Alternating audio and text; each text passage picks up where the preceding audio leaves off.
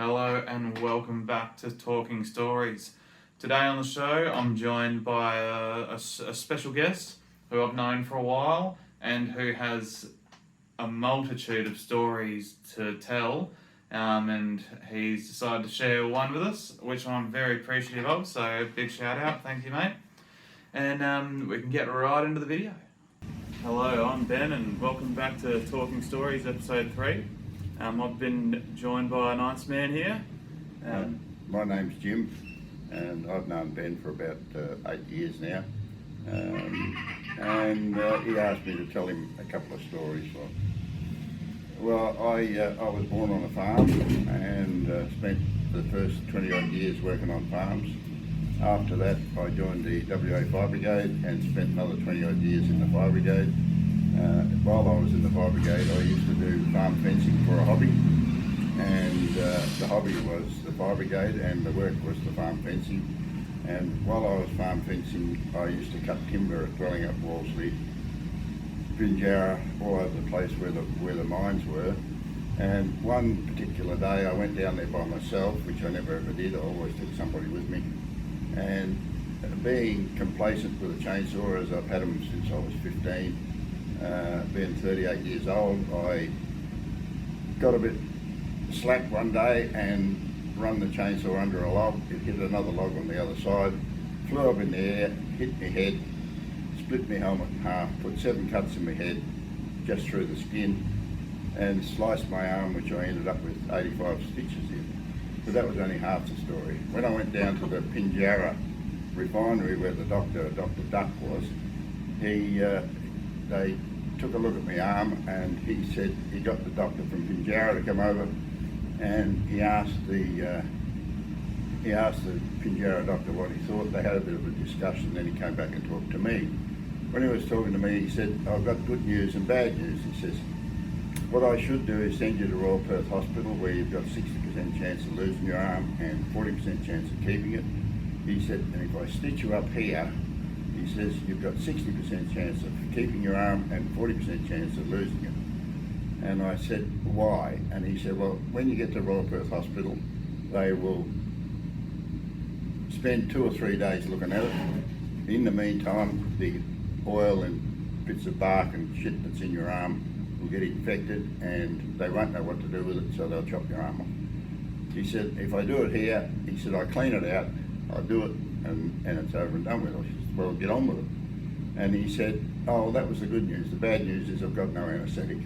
I said, "Get on with it." He put 85 stitches in my arm and I've still got it. How's that? That's it. That was 38. Now I'm on the wrong side of 75, so I haven't had too bad a life. Yeah, right. So that's almost 30 years ago. Yeah. So what's that about? 1990. Yeah, somewhere around there. That's when I was born. Yeah. No, I've been around a bit, but that's about the best one I can tell you for the time being. Oh wow. Wow, that's crazy. So what? You drove yourself back?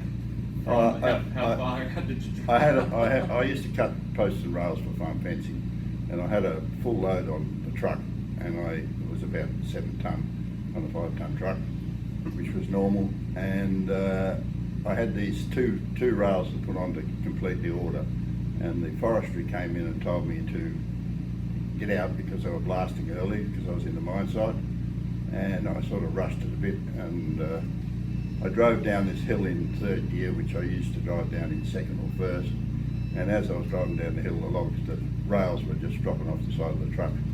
The reason I went down so fast was I was frightened they were going to hang up on the side of the truck and I wouldn't get out of the bush.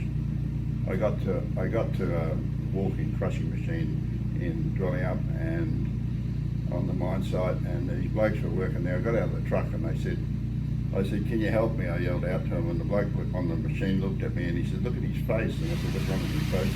Put my hand up and there was blood all over my hand, so I must have looked the sight because I was black from dirt in the bush with all this crap all over me.